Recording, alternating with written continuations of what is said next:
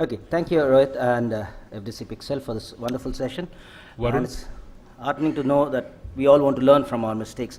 Very simple mistakes, as I grew up with small pupils. Not that you're not familiar with those, just that I'm reinforcing that. So,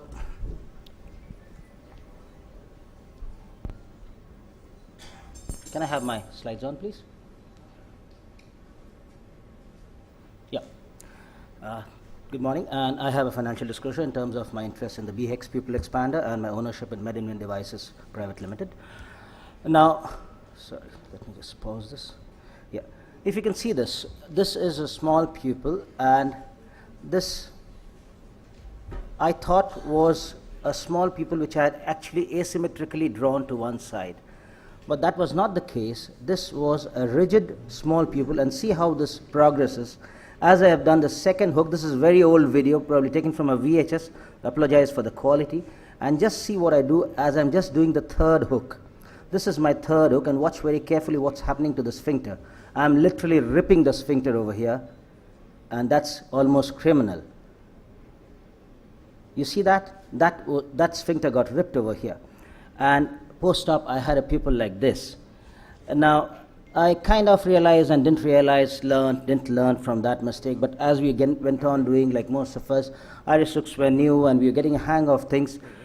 When it came to developing my own pupil expander, this was a rigid pupil again, and look at what has happened to the pupil expander. It's supposed to be a square and became a rectangle. So basically the circumference remained constant. So I had to work on this.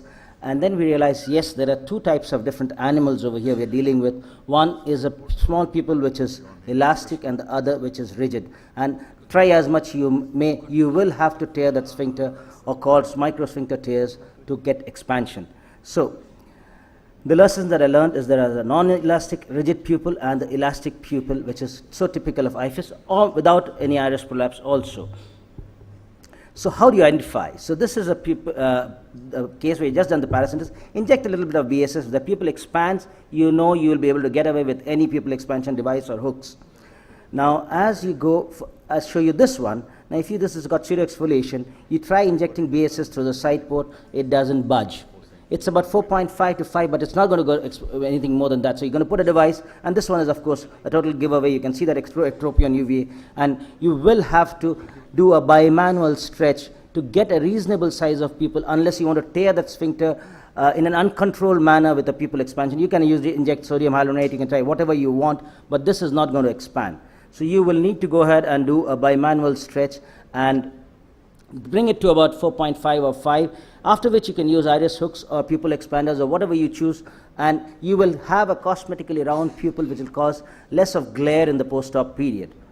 So that's about 3.5 here, and I'll stretch it further to get a better pupil. So the take-home messages over here are, we need to differentiate a rigid from elastic pupil, and the rigid pupil is a fibrous ring. It's not an elastic ring, so you cannot stretch it. It has to be torn. Rigid pupils are better stretched to 4 to 5 millimeters before placing iris hooks or pupil expanders. A limited bimanual stretching produces controlled sphincter. You don't have to do a limbus to limbus or angle to angle stretch. You just stretch it till about 5 and you still have a good pupil afterwards. So a bulky pupil expander could, or the iris hooks can probably stretch and tear the pupil sphincter, but that will be an uncontrolled tear and you'll have a disfigured pupil, which we are not fond of seeing after a good phaco.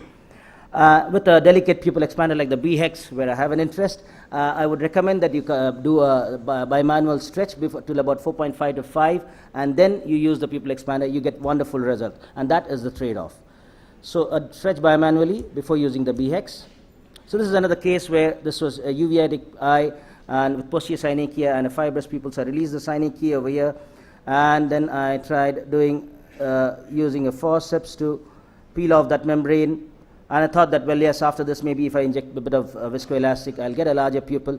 Didn't really work, so I had to go and do that stretch over there. See, I'm doing a controlled stretch. I'm not going from limbus to limbus or angle to angle. Just about 5 millimeters to give me, and I'll show you how it initially. So before stretch, I inject, it doesn't budge too much. Now when I inject, it gives me about a 4 millimeter pupil, so that's good for a pupil expander. And then we go ahead and use the BHEX pupil expander, and we have a nice hexagonal pupil, which is good for phaco.